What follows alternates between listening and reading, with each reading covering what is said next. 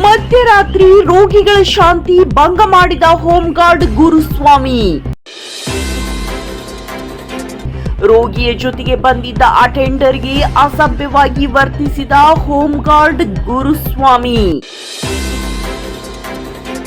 12 ಗಂಟೆಯವರೆಗೆ ಎದ್ದು ಕುಳಿತುಕೋ, ನಿದ್ದೆ ಮಾಡಬೇಡ ಎಂದು ಆವಾಜ್.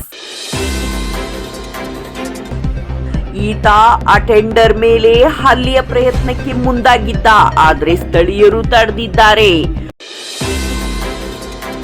ಮಾತ್ರೆ ನುಂಗಿ ರೆಸ್ಟ್ ಮಾಡುತ್ತಿರುವ ರೋಗಿಗಳಿಗೆ ಶಾಂತಿ ಭಂಗ ಉಂಟು ಮಾಡಿದ್ದಾನೆ.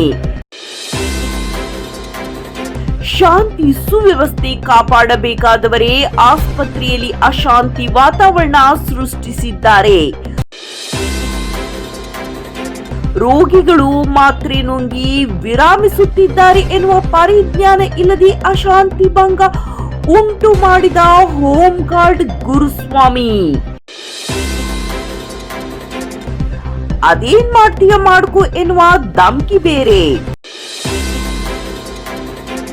ಈತನ ದುರ್ವರ್ತನೆಗೆ ಕಡಿವಾಣವೇ ಇಲ್ಲವೇ ಎನ್ನುವ ಧ್ವನಿ ಸಾಮಾಜಿಕ ಜಾಲತಾಣದಲ್ಲಿ ಕೇಳಿ ಬರ್ತಾ ಇದೆ.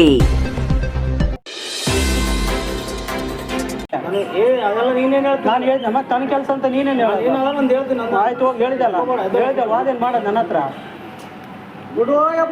ಅವರು ಅದು ಮಾಡ್ಕೈತೆ ನನ್ನ ಹತ್ರ. ಅಯ್ಯೋ ಇಂಥವ್ರು ಭಾಳ ಜನ ನೋಡಿ ನೋಡ್ಕೊ.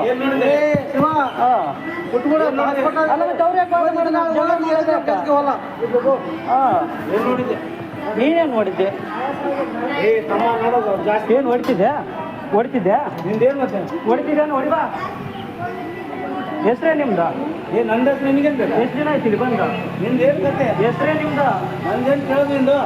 ಹೆಸರೇನು ನಾನು ಹೇಳಿದ್ರೆ ಅಷ್ಟು ಮಾತಾಡ ಅಷ್ಟೇ. ಹೆಸ್ರೇನು ಅಲ್ಲೇ? ಹೆಸರು ಕೇಳಿ ಮಾತಾಡ ಹೆಸ್ರೇನು ಹೇಳಿಲ್ಲ. ನನ್ನ ಹೆಸರು ಗುರುಸ್ವಾಮಿ ನೋಡು, ಏನು ಮಾಡ್ಕೊಂಡು ಆಯ್ತು ಬಾ ಮಾಡಾಗ ಬದ್ನೆಕಾಯ ಮಾತಾಡ್ತಾರೆ ಪಬ್ಲಿಕ್ಕಿಗೆ. ನೀನೇನು ಮಾತಾಡೋದು? ಅಲ್ಲ ಅವ್ರು ಬದ್ನೆಕಾಯಿ ಮಾಡ್ಕೊಂತಾರೆ ನೋಡು. ಏನು ಮಾಡ್ತಾರೆ?